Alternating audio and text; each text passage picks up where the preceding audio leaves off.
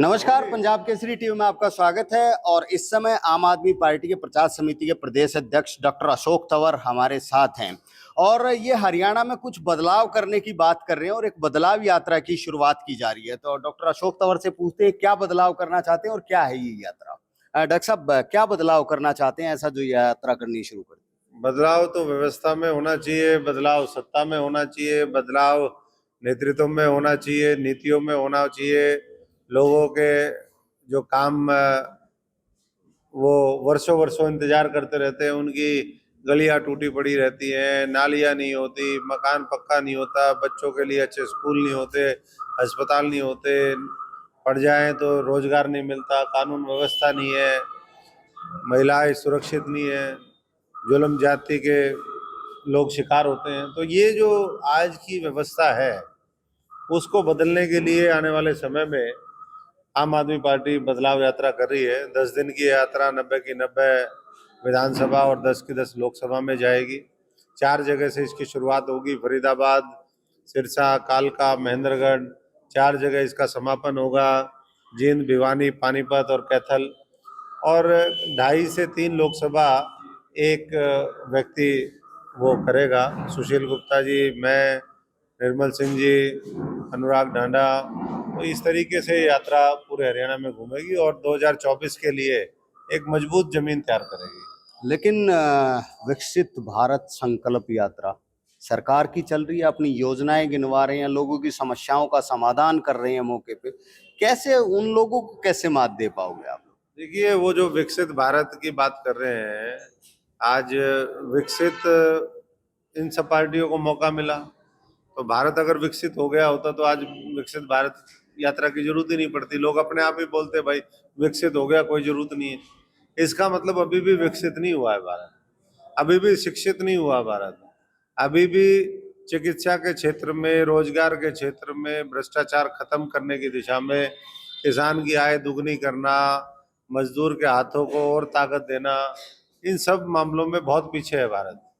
तो इसलिए मैं समझता हूँ कि अरविंद केजरीवाल जी और आम आदमी पार्टी का जो विजन है वो हम लोगों तक पहुंचाने का काम करेंगे। नई लीडरशिप निकालेंगे।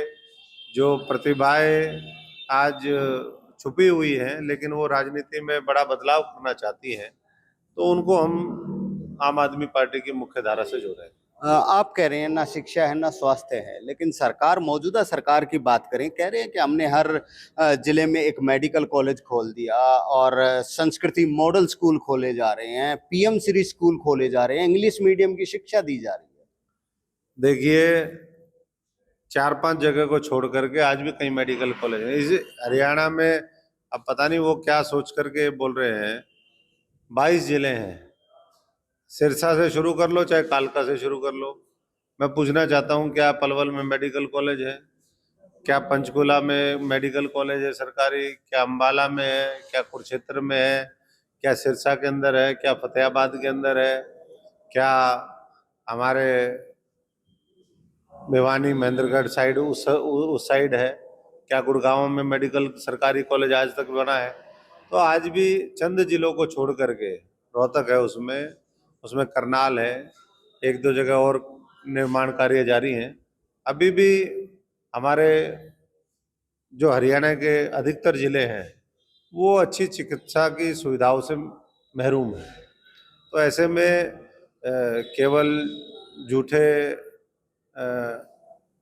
ढिंढोरे पीटना, लोगों को गुमराह करके वोट ले लेना, उससे मैं नहीं समझता कि कुछ हासिल होगा। और इसीलिए हम ये बदलाव यात्रा के माध्यम से उन सारी बातों को जो भारतीय जनता पार्टी कह रही है उसको एक्सपोज करने का काम करेंगे। आप जनता के सामने रखते हो कि दिल्ली में हमने बहुत अच्छे स्कूल बना दिए, पंजाब में हमने ये कर दिया, लेकिन पंजाब में नशा और आउटर दिल्ली के हालात बहुत बुरे हैं, सड़कें टूटी पड़ी हैं, पानी की निकासी नहीं है। तो वो विजन कैसे यहाँ जनता के सामने रख पा रहे हैं? देखिए, दिल्ली में तो आप जानते हैं कि जो दिल्ली की सरकार है, आज जिस तरीके से इन्होंने दिल्ली सर्विसेज बिल लेकर के सारी पावर उसकी छीन ली, उसको काम नहीं करने देते।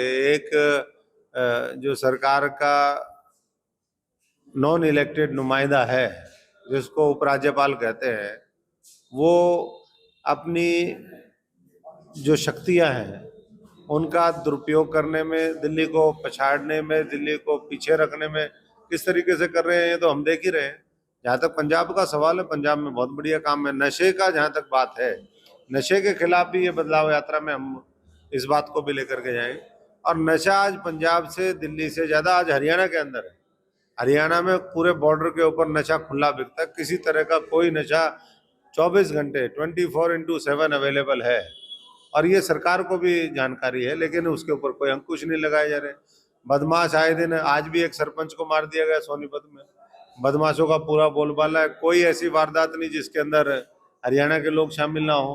तो ये नौजवानों को आज एक सही दिशा में लाने की आवश्यकता है, और वो मैं समझता हूँ कि आम आदमी पार्टी का नेतृत्व उसके प्रति संजीदा है, और भविष्य में हम एक पूरे रोड मैप के साथ उनके लिए काम करके दिखाएं। मैं आपसे एक सवाल पूछना चाहूंगा, आप कैसे उम्मीद रखते हैं कि हरियाणा में आपकी जड़ें जम जाएंगी? 5 स्टेटों के आप चुनावी नतीजे देख ले, भारतीय जनता पार्टी ने कांग्रेस जहां ये कह रही थी कि हमारी 100% सरकार बनेगी, उनके भी पंजे नहीं रुकने दिए। कांग्रेस तो खुद ही खराब कर लेती है, कांग्रेस की तो हम चर्चा ना करें। कांग्रेस ने तो इस हरियाणा में भी पिछली बार सरकार खुद खोई थी, और ये जो राज्यों के नतीजे आए हैं उसमें और कॉन्फिडेंट थी सरकार कांग्रेस की हमारी ही बनेगी। लेकिन जनता ने बता दिया कि अगर आप सबको साथ लेकर के नहीं चलोगे, अगर जो गैर भाजपाई वोट है उसका बंटवारा होगा, तो परिणाम बदल जाएंगे। तो आने वाले समय में अब लोकसभा के चुनाव है, तो इंडिया गठबंधन है, मिलकर के करेंगे तो मैं समझता हूँ कि बहुत अच्छे परिणाम होंगे। और अगर नहीं करेंगे तो कठिन समय तो है। लेकिन आम आदमी पार्टी जमीनी स्तर पर अपना मजबूत संगठन तैयार कर चुकी है, यात्रा निकालेगी, और विधानसभा की 90 सीटों के लिए हम पूरी मजबूती से लगे हुए हैं। क्या इंडिया गठबंधन के लिए कांग्रेस की लीडरशिप सही है? क्योंकि ये कहा जा रहा है कि कांग्रेस लीड करे, ऐसी कई बार चर्चाएं चली थी कि कांग्रेस लीड करे। तो क्या आप 5 राज्यों के चुनाव को नतीजों के बाद आपको लगता है कि इंडिया गठबंधन को कांग्रेस पार्टी लीड कर पाएगी? देखिए, बड़ा गठबंधन का ये घटक दल है, तो इसलिए वो तो स्वाभाविक है कि कांग्रेस का से बड़ा हो जाता है। लेकिन उसका मतलब ये नहीं कि जो छोटे दल हैं, छोटी मछलियों को खा करके आप मगरमच्छ बनना चाहो, ऐसा भी नहीं चलेगा।